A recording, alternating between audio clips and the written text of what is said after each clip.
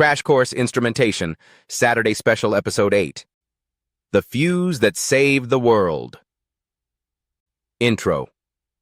Imagine plugging in an electric motor, flipping the switch, and watching your house catch fire because there's nothing stopping the current.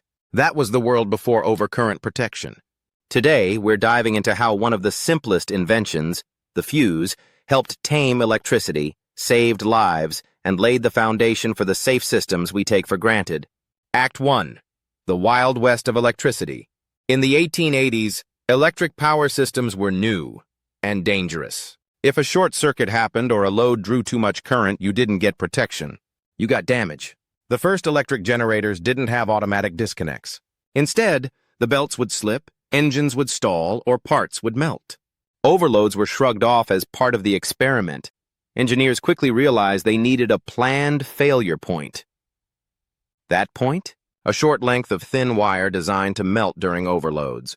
It was simple, cheap, and life-saving. Thus, the first fuse was born. In 1921, Victor Todd wrote that this weak link was added so, quote, the operator would know just where to go and look for trouble when the power went off. But it wasn't perfect. Act 2. Fuses get dangerous, then smarter. That thin wire, it had a dark side. When it melted under fault conditions, molten metal could be flung out and ignite fires. In the 1890s and early 1900s, fires linked to faulty wiring and blown fuses became increasingly common.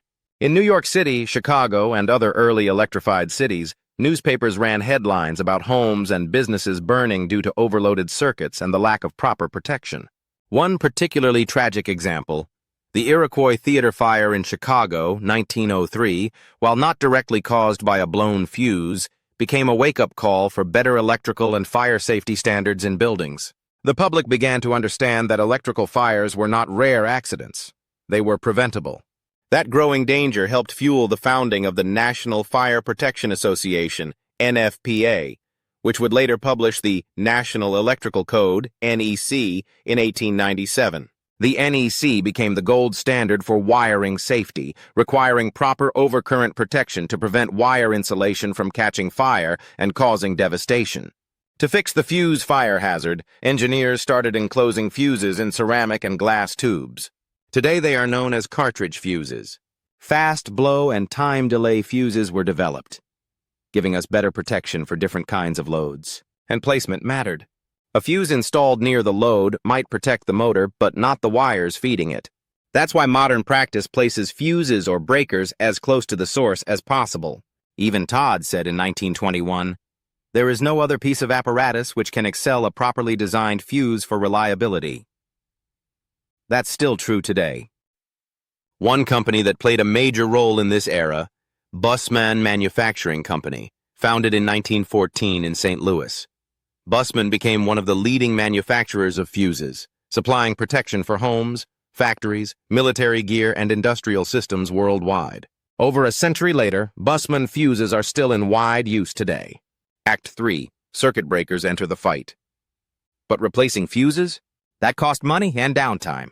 And worse, people started bypassing blown fuses with coins or copper wire.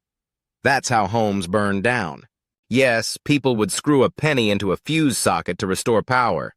It worked, until it didn't. So came the circuit breaker, a resettable mechanical switch that trips when current exceeds safe levels. Early breakers used magnetic coils or heated metal strips to trigger a trip mechanism. General Electric's 1890s circuit breaker had huge copper trip coils and mechanical linkages. It was crude, but it worked, and it was safer. Early breakers tripped in 0.2 seconds or more. That's 12 full AC cycles. Today's breakers can trip in 2 or 3 cycles. Act 4. The Legacy of Overcurrent Protection. Today, we still use fuses, especially in electronics, but most homes use circuit breakers, and the technology's evolved. Arc fault circuit interrupters, AFCIs, detect dangerous arcing. Dual-element fuses combine fast and slow response. Modern protection involves coordination. Multiple devices tuned to respond at different times depending on where the fault is. Overcurrent protection didn't just prevent damage, it made electrical systems practical and scalable. Outro.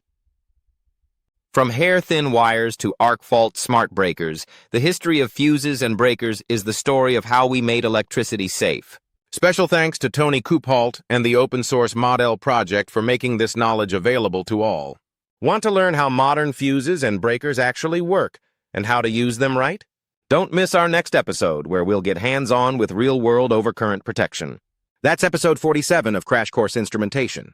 Like, subscribe, and share with someone who still thinks a penny is a good fix for a fuse.